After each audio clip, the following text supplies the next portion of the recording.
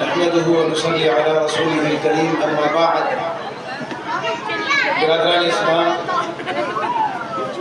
والد محترم حضرت مولانا قاری شفیق الرحمان صاحب ہر سال اس پروگرام میں آنے کے لیے سب سے زیادہ بےتاب رہتے ہیں. ان کو دعوت ملتی ہے لیکن ان کا لگاؤ اس ادارے سے، اس مکتب سے اور اس کے ذمہ دار مولانا معین الدین صاحب سے اتنا ہے کہ وہ بہت دلچسپی کے ساتھ میں تشریف لاتے ہیں اور بچوں کا پروگرام بھی بہت غور سے سنتے ہیں. وہ الحمدللہ اس سے بہت مطمئن رہتے ہیں. لیکن اس مرتبہ ان کا حادثہ ہو گیا، ان کے پیر میں فریکچر ہو گیا، جس کی وجہ سے وہ اس وقت آرام میں ہیں اور ان کو ڈاکٹر نے سفر کرنے سے منع کیا ہے. تو ان کا سختی کے ساتھ حکم تھا کہ اس پروگرام میں ضرور جانا ہے. تو آپ لوگ بھی دعا فرمائیں کہ اللہ تعالیٰ ان کو جلد شفا یابی عطا فرمائے. بہرحال یہ جو ابھی بچوں کا پروگرام چل رہا تھا، یہ ہمارے علاقے کے لیے، ہمارے محلے کے لیے بڑی خوش نصیبی کی بات ہے. اب یقین مانیے کہ آپ اسٹیج پر آ کے اور آپ مائک پر کھڑے ہو کے ایک لائن نہیں بول سکتے، لیکن یہ بچے یہاں آتے ہیں اور الحمدللہ اپنا پروگرام پیش کرتے ہیں اور ہر ممکن کوشش کرتے ہیں اور خوبصورتی کے ساتھ اس پروگرام میں، جلسے کے اندر اپنی بات کو رکھ سکیں. یہ بہت بڑی بات ہے. تو ہمارے لیے ضروری ہے کہ ہم ان کی حوصلہ افزائی کریں، ہم تاکہ وہ آگے بڑھیں اور محنت کریں.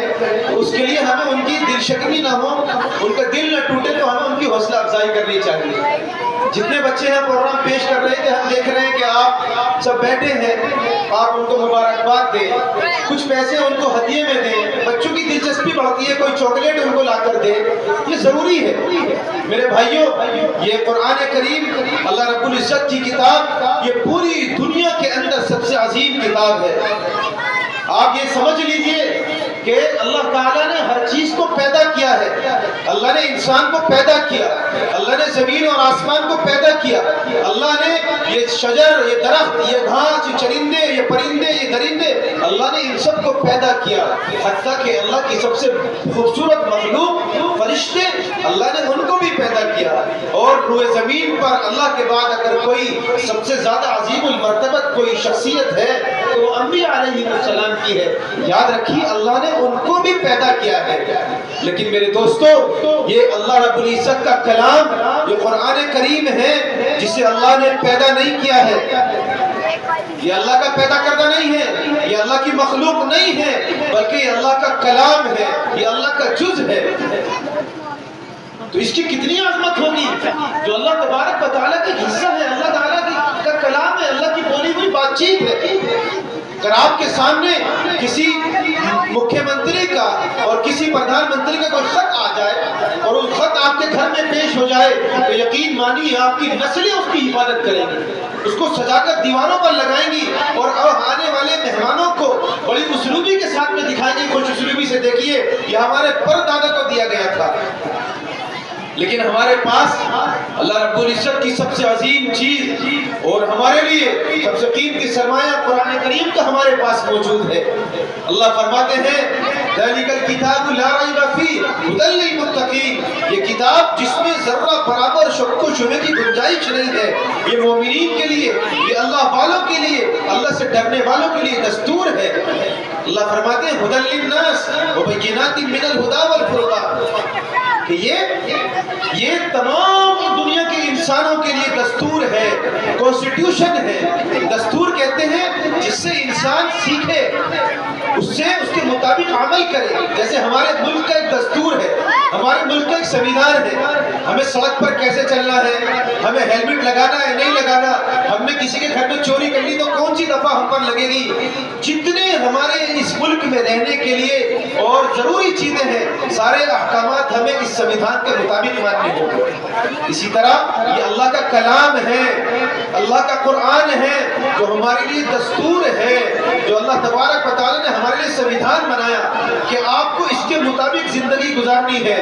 ہر عمل پر، ہر جگہ پر، جہاں بھی آپ کو کچھ ضرورت محسوس ہوگی وہاں پر قرآن آپ کی رہنمائی کرے گا. یہ کتاب اس لیے اللہ تبارک و تعالی نے ہمیں دی ہے. اور یہ مکتب، یہ ساری مدرسے، یہ جتنی دینی درسگاہیں ہیں، یہ اسی قرآن کی حفاظت کرنے والی ہے، یہ اسی قرآن کریم کو بچوں کے دلوں میں اتارنے والی ہے. اس لیے اگر آپ ان بچوں کی حوصلہ افزائی نہیں کریں گے تو کل قیامت کے دن یہ بچے آپ کی سفارش کرنے والے نہیں ہوں گے، اور قیامت کو چھوڑیے یہ آپ کی زندگیوں سے، آپ کی نسلوں سے یہ قرآن کریم نکل جائے گا۔ ابھی ہم دیکھتے ہیں فزکس، کیمسٹری، بایولوجی ان کے ٹیوشن پڑھاتے ہیں۔ آپ جا کر دیکھیے آبولین پر، بیگمپل پر 80 ہزار روپے ان تینوں سبجیکٹ کے لیتے ہیں پڑھانے والے۔ غلط کہہ رہا ہوں میں؟ بتائیے 60 ہزار روپے 80 ہزار روپے لیتے ہیں، اور میں نے دیکھا بچوں کو کہ وہاں پر ان کے یہاں بیٹھنے کی جگہ نہیں ہوتی، وہ کہتے ہیں سر ہم سے 60 ہزار روپے لے لو، ہم پیچھے کھڑے ہو کر ٹیوشن لے لیں گے، لیکن آپ ہمیں اپنے یہاں پر بیٹھنے دو۔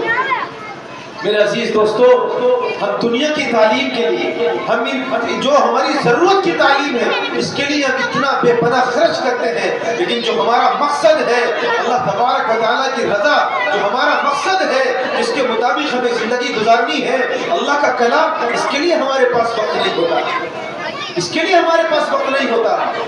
ہم اس کے پڑھانے والوں کو معمولی جو ہے ان کو وقت دینے کے ان کو پیسے دیتے ہیں، ان کو ماہانہ دیتے ہیں، اس کے علاوہ ذرا سا بچوں کے اسکول کے ایگزام آ جائے ہم پڑھانا بند کر دیتے ہیں، ذرا سا بچوں پر سختی ہو جائے ہم استاد بدل دیں گے۔ کیا ہے یہ؟ ہم نے قرآن کریم کا مذاق بنا رکھا ہے۔ آج ہمارے اوپر جو حالات ہیں وہ ایسے ہی نہیں ہیں۔ اللہ کے رسول کا فرمان ہے اعمالکم اعمالکم، تمہارے اعمال تمہارے سربراہ ہوں گے۔ ہمارے اعمال اتنے بدتر ہیں، ہم اللہ کے دین کو نہیں سمجھتے، اللہ کے کلام کی عزت نہیں کرتے، اللہ کے نبی صلی اللہ علیہ وسلم کے ناموس کو نہیں جانتے۔ یہی وجہ ہے کہ آج ہمارے ساتھ یہ بدتر حالات پیش آ رہے ہیں، یہ سب ہماری بدعمالیوں کا نتیجہ ہے۔ آج کوئی قرآن کریم کو جلا دے، سویڈن میں قرآن کریم جل جاتا ہے تو ہم آگ بگولا ہو جاتے ہیں، غصہ ہو جاتے ہیں۔ اگر ہماری قرآن کریم کی بے حرمتی کوئی اور کر دے، اس کو جلائے، اس کی ویڈیو بنائے تو ہمیں غصہ آتا ہے، سڑکوں پر احتجاج کرتے ہیں، میمورنڈم دیتے ہیں، حکومت سے اپیل کرتے ہیں کہ اس کو پھانسی کی سزا دی جائے۔ لیکن آپ مجھے بتائیے کہ ہمارا قرآن کریم کے ساتھ کیا رشتہ ہے؟ ہم قرآن کریم کے ساتھ کس طرح کا رویہ اپنا رہے ہیں؟ بتائیے ہم کس طرح کا رویہ اپنا رہے ہیں؟ کیا قرآن کریم کے بارے میں ہم کچھ جانتے ہیں؟ آج آپ کے دوسرے لوگ جو غلط فہمیاں پیدا کرتے ہیں برادران وطن میں، وہ آپ کے قرآن کے بارے میں کہتے ہیں یہ قرآن کریم دہشت گردی پھیلانے والی کتاب ہے، یہ قرآن کریم اس انسانیت کو قتل کرنے والی کتاب ہے۔ وہ کہتے ہیں کہ یہ قرآن کہتا ہے کہ تمام کافروں کو مار ڈالو، وہ کہتے ہیں کہ یہ قرآن کریم یہ کہتا ہے کہ عورتوں پر ظلم کرو، یہ قرآن کریم کہتا ہے کہ شادیاں کر کے عورتوں کو اپنے گھر میں رکھو اور مزے کرو ان کے ساتھ میں۔ نعوذ باللہ، یہ الزامات قرآن کریم کے بارے میں وہ لوگ لگاتے ہیں، اور یاد رکھیے وہ قرآن کریم کے حوالے دیتے ہیں، وہ قرآن کریم کی آیتیں پڑھ کر سناتے ہیں، وہ آدھی آیت ادھر کی پڑھتے ہیں، آدھی آیت ادھر کی پڑھتے ہیں، دونوں کو ملا کر جھوٹ پروس کر دیتے ہیں۔ لیکن افسوس ہے ہمارے اوپر، کیونکہ ہم قرآن کریم کو نہیں جانتے، ہم قرآن کریم کو پڑھے ہوئے نہیں ہیں۔ یہی وجہ ہے کہ ہم ان کی باتوں پر خاموش رہ جاتے ہیں، اور دوسرے برادران وطن اس کو حق سمجھتے ہیں، اور وہ قرآن کریم سے نفرت کرنے لگ جاتے ہیں، دین سے نفرت کرنے لگ جاتے ہیں، اور وہ اللہ کے نبی صلی اللہ علیہ وسلم کی شان میں گستاخیاں کرنے لگتے ہیں۔ تو ہم مجرم نہیں ہیں؟ ارے بتاؤ بھائی، ہم مجرم نہیں ہیں؟ کیا قرآن کریم کو جلانے والا ہی مجرم ہے؟ ہم قرآن کریم کے بارے میں کوئی غلط فہمیاں پھیلائے ہم خاموش رہیں، وہ قرآن کریم کے بارے میں جھوٹ پھیلائے ہم خاموش رہیں، تو ہم مجرم کیوں نہیں ہیں؟ کہ اللہ کے سامنے ہمارا گریبان نہیں پکڑا جائے گا کہ تم مسلمان تھے، یہ کتاب تمہارے اوپر نازل کی گئی تھی، اس کی حفاظت کی ذمہ داری تمہاری تھی، اس کی تعلیم کی ذمہ داری تمہاری تھی، اس کی تبلیغ کی ذمہ داری تمہاری تھی۔ بتاؤ جب یہ بات تمہارے سامنے پیش آئی تو تم نے اس کا جواب کیوں نہیں دیا؟ تم نے جواب نہیں دیا۔ 50 لوگ اس کی وجہ سے گمراہ ہو گئے، ان 50 لوگوں نے 500 کو گمراہ کیا، ان 500 نے 5000 کو گمراہ کیا، ان 5000 میں سے 50 لوگ وہ سوشل میڈیا پر تقریر کرنے والے تھے جن کو دیکھ کر لاکھوں لوگ گمراہ ہو گئے۔ کیا تم ذریعہ نہیں ہو اس کے؟ میرے بھائیوں، ہم صرف قرآن کریم کی گستاخی کرنے والا جو قرآن کریم کو جلاتا ہے اس سے نفرت کرتے ہیں، لیکن یاد رکھیے جو ہمارے گھروں کے اندر قرآن کریم کو دیمک کھا رہی ہے وہ بھی برابر کے مجرم ہیں، ان کو بھی اللہ تعالیٰ کے وہی سزا دی جائے گی جو قرآن کریم کو جلانے والے کو دی جا رہی ہے۔ قرآن کریم کو وہ بھی جو ہے رسوا کر رہا ہے، قرآن کریم کی وہ بھی بے حرمتی کر رہا ہے، کیونکہ قرآن کریم اس نے کھولا نہیں ہے، جب سے آیا اس کی ماں باپ نے اپنی بیٹی کو قرآن کریم دیا، اس نے آج تک کھول کے نہیں دیکھا، وہ تو سجا ہوا رکھا ہے، اور جب دیمک لگ جاتی ہے تو اس کو نکالتے ہیں اور مسجد میں جا کر دے آتے ہیں، جا کے مسجدوں میں رکھاتے ہیں کہ قرآن کریم شہید ہو گیا۔ ہم برابر کے مجرم ہیں۔ اگر ہمارے گھر میں کسی بادشاہ کا، کسی پرائم منسٹر کا خط آ جائے، اس کی حفاظت ہم کیسے کرتے ہیں؟ ہم بار بار اس کو پڑھ کر دیکھتے ہیں۔ اگر ہمارے پہ انگلش نہ آئے اور اگر ہمیں راشٹرپتی سے کوئی خط مل جائے تو ہم اس کا ترجمہ سنتے ہیں، ہم اس کو سمجھتے ہیں کہ انگلش میں کیا کہا گیا، ہمیں سمجھا دو۔ لیکن یہ قرآن کریم، یہ اللہ تعالیٰ کی کتاب، اس کی عربی جو جنت کی زبان، جو اللہ کی نبی کی زبان، جو فرشتوں کی زبان، اتنی اہمیت والی زبان، لیکن ہم قرآن کریم کے ترجمے کو تو دور، ہم قرآن کریم کو پڑھنا بھی نہیں جانتے۔ آپ کو معلوم ہے کہ مدرسوں کے اندر کتنے بچے آتے ہیں؟ ہمارے تمام ہندوستان کے مسلمانوں کی پاپولیشن کے مشکل سے 3% بچے مدرسوں میں پڑھنے آتے ہیں۔ کتنے فیصد بچے آتے ہیں؟ 3% بچے پڑھنے آتے ہیں، اور ان میں سے 2% بچے وہ ہوتے ہیں کہ جب وہ اسکول کی لائن میں فیل ہو جاتے ہیں، جب وہ اپنے ماں باپ کی بات نہیں مانتے، وہ اسکولوں کو بند کرنے لگتے ہیں، وہ اسکولوں میں ناکام ہونے لگتے ہیں، تب مجبور ہو کر ان کے ماں باپ کہتے ہیں کہ انہیں مدرسے میں ڈالیں، یا ان کے پاس اسکول میں پڑھانے کی حیثیت نہیں ہے اور ان کے بچے گھروں میں برباد پھر رہے ہیں، برباد ہو گئے، تب ان کو کہا جاتا ہے کہ انہیں مدرسے میں ڈال دو، یہ وہاں پر سکون سے رہے گا، کم سے کم یہاں ہمارے پاس ہمارے سر میں درد نہیں کرے گا۔ 2% بچے وہ ہوتے ہیں میرے بھائیوں، ان 2% بچوں اور 1% ٹھیک ٹھاک بچے آتے ہیں، ان 3% میں سے اللہ تبارک و تعالیٰ کے کلام کو پڑھنے والے، اللہ کے دین کے جاننے والے ایسے بچے تیار کیے جاتے ہیں۔ اتنی محنتیں ان کے اوپر کی جاتی ہیں، لیکن یہ آپ لوگوں کی محنتوں کے، آپ کی دلچسپی کے بغیر ممکن نہیں ہے۔ آپ لوگ اگر ان اداروں پر توجہ نہیں کریں گے، آپ یہاں پر اپنی محنتوں کے ساتھ میں اپنا وقت نہیں دیں گے، یہ ادارے آہستہ آہستہ بند ہوتے چلے جائیں، اور ہو رہا ہے۔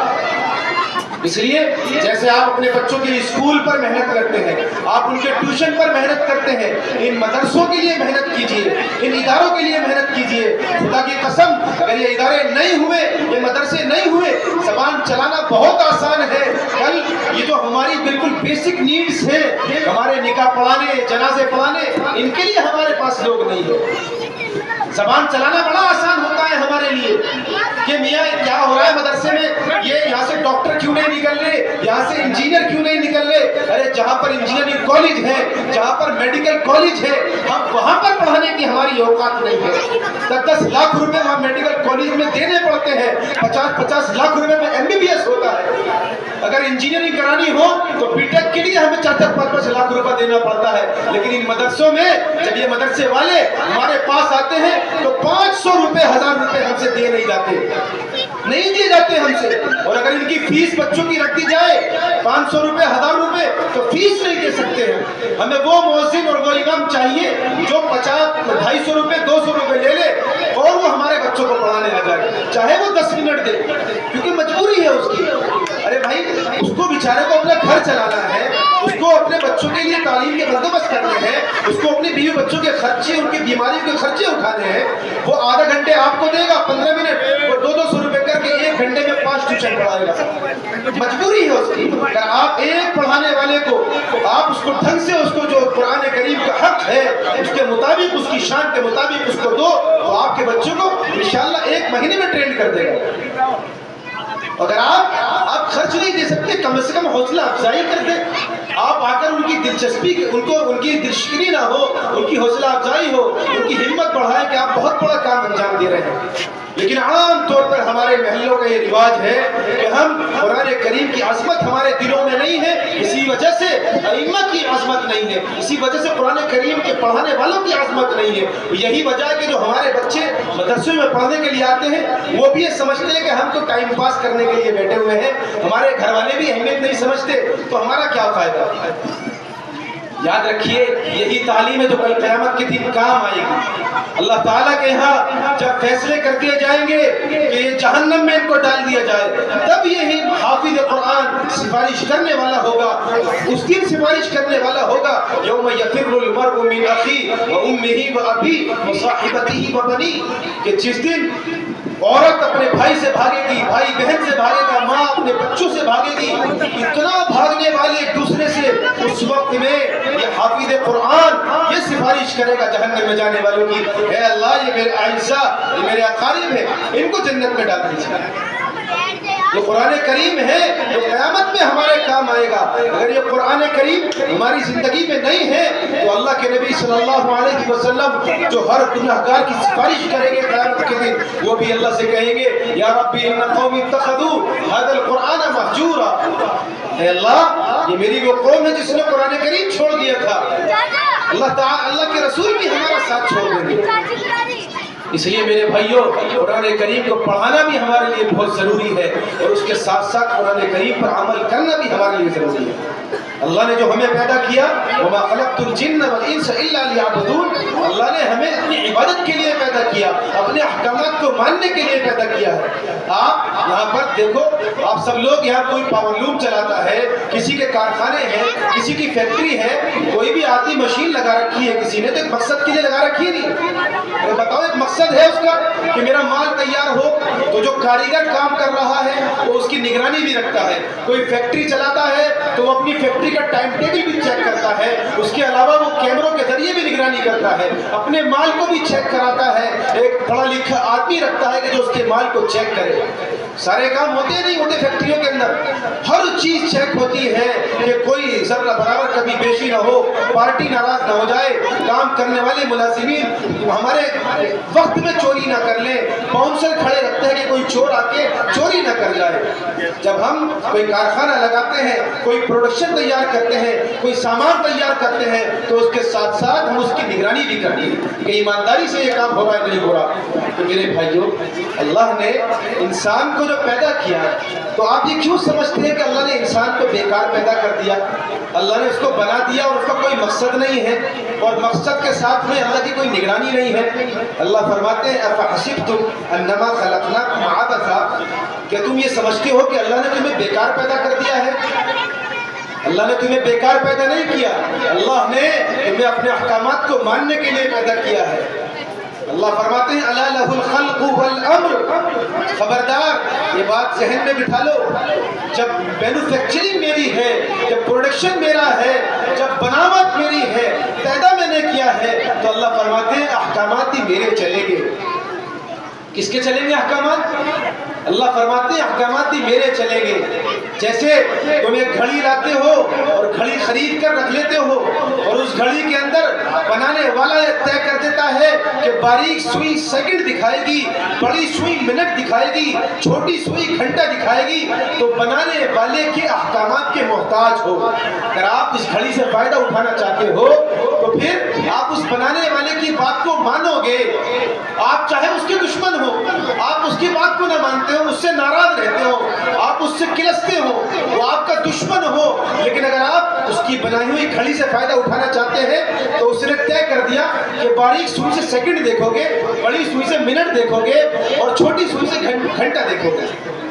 اگر آپ یہ چاہو کہ نہیں یہ تو میرا دشمن ہے، میں اس کی بات کیوں مانوں، میں تو بڑی سوئی سے منٹ دیکھوں گا، گھنٹہ دیکھوں گا، اور باریک سوئی سے منٹ دیکھوں گا، بتاؤ کیا آپ اس کی بنائی ہوئی چیز سے فائدہ اٹھا سکتے ہو؟ نہیں اٹھا سکتے نا۔ جب ایک انسان کی بنائی ہوئی چیز میں اس کے انسٹرکشنز، اس کی ہدایات یہ ہمارے لیے ضروری ہے، تو پھر میرے بھائیو اللہ فرماتے ہیں یہ تو پوری کائنات کو بنانے والا میں ہوں، تمہیں بنانے والا میں ہوں، پھر میرے احکامات کے بغیر تمہاری زندگی کیسے چل سکتی ہے؟ اس لیے اللہ فرماتے ہیں کہ جب پیدا میں نے کیا ہے تو پھر احکامات بھی میرے چلے گئے۔ اور جیسے تم کیمروں سے چیک کرتے ہو، جیسے تم اپنے ملازمین کا ٹائم چیک کرتے ہو، اور جیسے تم ساری چیزیں چیک کرتے ہو، اللہ فرماتے ہیں میں بھی ایسی ہی نگرانی کر رہا ہوں تمہاری، میں بھی ایسی نگرانی کر رہا ہوں تمہاری، میں تمہارے پہ اس طرح کی نگرانی کر رہا ہوں کہ ما تسقط من ورقۃ الا يعلمها ولا حبۃ فی ظلمات الارض ولا رطب ولا یابس الا فی کتاب مبین۔ اللہ فرماتے ہیں کہ تم پر ایسی زبردست نگرانی کر رہا ہوں کہ ایک پتا بھی زمین پر گرتا ہے میرے علم میں ہوتا ہے، ایک دانہ بھی اگر زمین سے نکلتا ہے وہ بھی میرے علم میں ہوتا ہے۔ اور اتنی خطرناک نگرانی ہے کل قیامت کے دن جب تمہارے سامنے تمہارا نامہ اعمال پیش کیا جائے گا تو تم چھٹلاؤ گے۔ اللہ فرماتے ہیں کہ اس دن الیوم نختم علی افواہہم وتکلمنا ایدیہم کہ اللہ تعالیٰ فرماتے ہیں کہ اس دن اللہ تمہارے منہوں پر مہر لگا دیں گے، مہر لگا دیں گے۔ جو ہاتھ پوری زندگی تمہارا وفادار تھا، جس ہاتھ سے تم پوری زندگی اس کے اوپر ہلکی سی اگر خروچ آ گئی تو تم ڈاکٹر کے بھاگ کر پٹی کرایا کرتے تھے، جس ہاتھ کو آرام پہنچاتے تھے، جس پیر کے لیے اگر ذرا سی تھکان ہو جائے تو گھر پر بیٹھ جاتے تھے، جس پیر کو دوائیاں کھلا کھلا کر اس کو آرام بخشتے تھے، اگر گھٹنوں میں چوٹ لگ گئی تو تم اس کو ریپلیس کرا لیا کرتے تھے، اتنے تم نے ان کی حفاظتیں کی ہیں۔ اللہ فرماتے ہیں کہ قیامت کے دن تمہارے منہ پر تالے لگا دیے جائیں گے، تمہارے جسم کے عضو بولیں گے، تمہارے ہاتھ بولیں گے اے اللہ انہی ہاتھوں سے اس نے کرتوت کیے ہیں، انہی ہاتھوں سے اس نے بدعمالیاں کی ہے، انہی ہاتھوں سے اس نے ظلم کیا ہے، انہی ہاتھوں سے چوریاں کی ہیں۔ اے اللہ ہاں یہی ہاتھ اس کے گنہگار ہیں، یہ ہاتھ تمہارے خلاف گواہی دیں گے، یہ پیر گواہی دیں گے اے اللہ انہی پیر سے چل کر یہ گناہ کرنے کے لیے گیا تھا۔ میرے بھائیوں یہ سب ہمارے خلاف ہو جائیں گے۔ بہت لمبی چوڑی تقریر کرنے کا موقع نہیں ہے، لیکن یہ جو حالات ہمارے اوپر ہیں یہ حالات بہت خراب ہے، بہت خراب ہے۔ خدارا ان حالات کو سمجھ لیجیے، آپ پورے شہر کے مقابلے آپ کا محلہ سب سے زیادہ ان حالات کو سمجھنے کے لیے ضروری ہے۔ ہاشم پورہ کوئی چھوٹا موٹا محلہ نہیں ہے، پوری دنیا کے اندر مشہور محلہ ہے۔ اگر میرٹھ میں کوئی مشہور محلہ ہوگا تو وہ ہاشم پورہ ہوگا، جس پر آدمی گوگل کر لے یا کچھ کر لے سارا چٹھا اس کا نکل کر آ جاتا ہے۔ میری ماں بہنوں، اس محلے کے میرے نوجوانوں، یہ ہاشم پورہ تمہارا یہ پوری دنیا کے اندر اسلام کے لیے اور اسلام کی نام پر دی جانے والی قربانیوں کے لیے جانا جاتا ہے۔ اگر آپ اس محلے کے اندر رہ کر آج بھی اس دین کو، اس قرآن کو، اللہ کے نبی صلی اللہ علیہ وسلم کے ناموس کو نہیں سمجھو گے، یقین مانیے اس سے بدتر حالات آگے پیش آ جائیں گے، اس سے بدتر حالات آپ کے سامنے ہو جائیں گے۔ ہم دوسروں کے اوپر نہیں رو سکتے، ہم اپنے اوپر دیکھیں گے ہمارے گریبان کیا ہے، ہمارے اندر کیا کوتاہیاں ہیں، ہم کتنا دین پر عمل کر رہے ہیں۔ آج ہمیں اس کا احساس نہیں ہے، نہیں ہمیں اس کا احساس۔ آج ہماری مائیں بہنیں یہ ہمارے گھروں کے اندر ہے، ہماری بچیاں آج کالج میں ہیں، اسکول میں جا رہی ہیں، آج وقت کی ضرورت ہے بچوں کو پڑھانا، لیکن ہمارے پاس اپنے بچوں کو دینے کے لیے وقت نہیں ہے۔ ہم اپنے بچوں کو 5 منٹ نہیں دے رہے کہ وہ کہاں جا رہے ہیں، کیا کر رہے ہیں، وہ موبائل میں کیا کر رہے ہیں۔ آپ کی ذمہ داری ہے، آپ کی ذمہ داری ہے، آپ اپنے بچوں کو وقت دے رہے ہو، آپ اپنے بچوں پر خرچ کر رہے ہو، اپنے بچوں کی تعلیم پر خرچ کر رہے ہو، لیکن آپ کے بچے کس سوسائٹی میں بیٹھ رہے ہیں، ان کے کس طرح کے دوست ہیں، کس طرح کے فرینڈ ان کے ہیں، اگر آپ اس کے اوپر نگرانی نہیں رکھ رہے تو قیامت کے دن یہ بچے آپ کا گریبان پکڑیں گے، یاد رکھیے۔ اللہ تعالیٰ قرآن کریم میں فرماتے ہیں یوم تقلب وجوہہم فی النار یقولون یا لیتنا اطعنا اللہ واطعنا الرسول وقالوا ربنا انا اطعنا سادتنا وکبراءنا فاضلونا السبیل ربنا آتهم ضعفین من العذاب ولعنهم لعنا کبیرا۔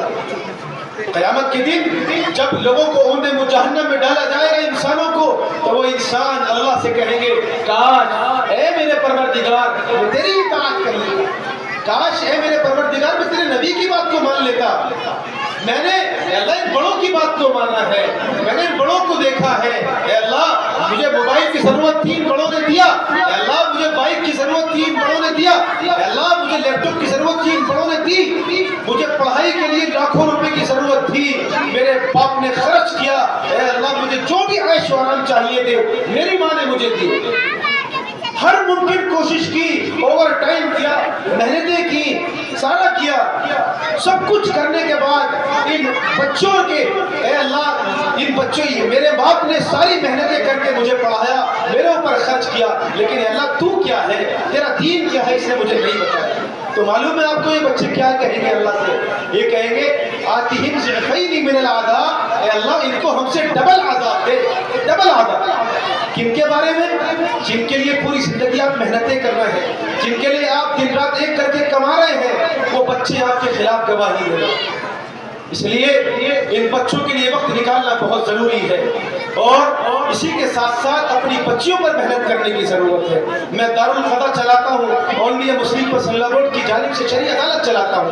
میرے سامنے حالات ہیں، میں جانتا ہوں ہماری بچیاں آج کیا کیا کہاں جا رہی ہیں، کس طرح کے حالات ان کے ساتھ پیش آ رہے ہیں۔ ہم اپنی اولاد کو وقت نہیں دے پا رہے، جس کی وجہ سے آج ہماری بچیوں کو کوئی بھی آدمی، کوئی بھی آج جانور بیٹھا ہوا آسانی سے دھکا دیتا ہے۔ ہم ابھی اپنے بچوں پر سختی نہیں کرتے، لیکن اس کے بعد ہم خودکشی کرنے کو تیار ہو جاتے ہیں، ہم اپنے گھروں میں بند ہو جاتے ہیں جب کوئی کام، جب کوئی بدفعلی ہمارے ساتھ ہو جاتی ہے، جب کوئی بدنامی ہمارے ساتھ ہو جاتی ہے۔ اس لیے اس وقت کے آنے سے پہلے اپنے بچوں پر نظر رکھیے، یہ آپ کے اوپر دین کا تقاضا ہے۔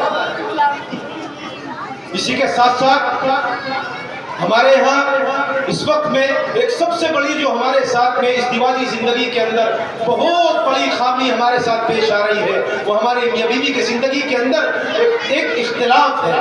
ذرا سی بات پر ہم میاں بیوی میں جھگڑا ہو جاتا ہے۔ میں اپنی بات کو بالکل کم کر رہا ہوں، ہمارے میاں بیوی میں جھگڑا ہو جاتا ہے، ہم دین کے تقاضوں کو نہیں سمجھتے۔ آپ کو معلوم ہے کہ نکاح کا ہونا ایک آسان عمل ہے، نکاح کے اندر اگر ہم چاہیں تو ہمیں عالم کی، مولانا کی ضرورت نہیں ہے، ہم ایک گواہ، دو گواہ کو بٹھائیں اور ان کی موجودگی میں مہر مقرر کریں، نکاح ہو جاتا ہے۔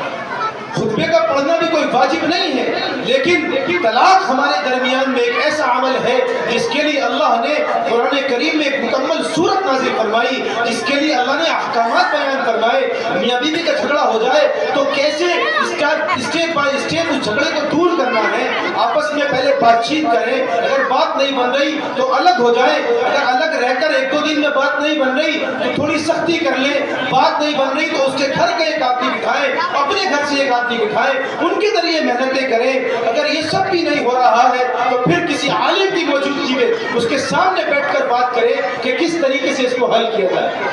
اتنا جھگڑے کو نمٹانے کا پروسیس ہے ہمارے درمیان میں۔ آپ یہ بات سمجھیے کہ اسلام سے پہلے دنیا کے اندر اگر ایک عورت کا ایک مرد کے ساتھ میں اس کی شادی ہو جائے کرتی تھی تو علیحدگی کی کوئی صورت نہیں ہوا کرتی، کوئی صورت نہیں تھی، پوری زندگی کے لیے ایک دوسرے کو باندھ دیا جاتا تھا۔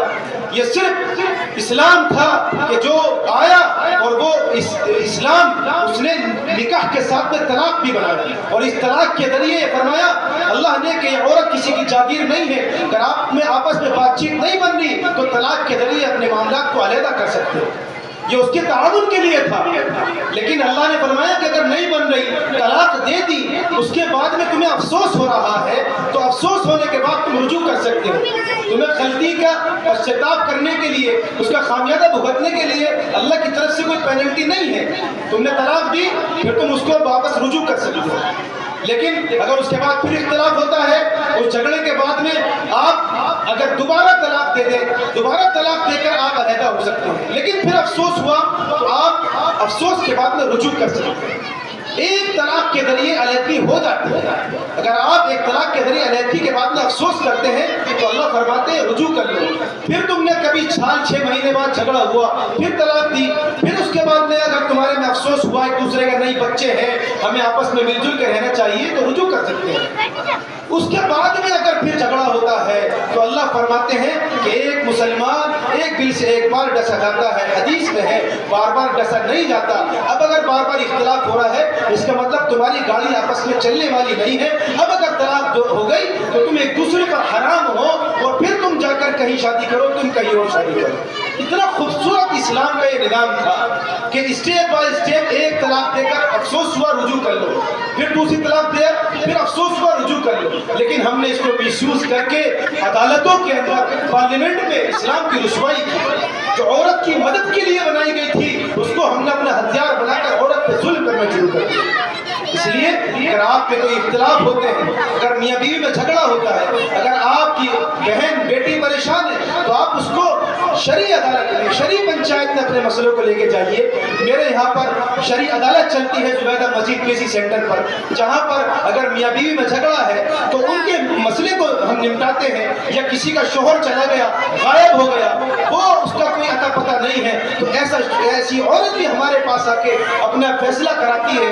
اگر اس کا شوہر واقعی غائب ہے, لاپتہ ہے, تو اس کا نکاح فسخ کر دیا جاتا ہے. اسی طرح اگر کسی کا شوہر شرابی ہے, پریشان کرتا ہے, تو اسی عورتوں کے لیے بھی اسلام کے اندر یہ ان کے لیے ہے کہ ان کا تعاون ہو سکے, ان کی مدد ہو سکے. اللہ نے مرد کو تو چھٹکارے کے لیے صرف ایک چیز دی, طلاق, لیکن اللہ نے عورت کو 10 چیزیں دی. اگر عورت کا مرد نامرد ہے تو عورت اپنا نکاح فسخ کرا سکتی ہے. اگر عورت کا شوہر اگر وہ ظالم ہے, مارتا ہے, تو وہ اپنا نکاح فسخ کرا سکتی ہے. اگر اس کا شوہر وہ غائب ہے, نہیں معلوم کہ اس کو جو ہے زمین نکل گئی کہ آسمان اس کو اٹھا کر لے گیا, وہ اپنا نکاح ختم کرا سکتی ہے. اللہ نے اس کو 11 چیزیں دی ہیں اپنے آپ کو علیحدہ کرنے کی. اس لیے میرے بھائیوں, یہ سارے حالات ہیں. اگر ہم دین کے مطابق اپنی زندگی کو گزاریں گے, اپنے بچوں کو دین پر لگائیں گے, تو تب ہمیں اس دین کی وابستگی سے دین کا علم ہوگا. اللہ تعالی ہم سب کو عمل کرنے کی توفیق عطا فرمائے. وآخر دعوانا الحمدللہ. ماشاءاللہ, اللہ جزائے خیر عطا فرمائے مفتی صاحب کو. اللہ مفتی صاحب کی عمر میں برکت عطا فرمائے, علم میں برکت عطا فرمائے, عمل میں برکت عطا فرمائے, نسل میں برکت عطا فرمائے.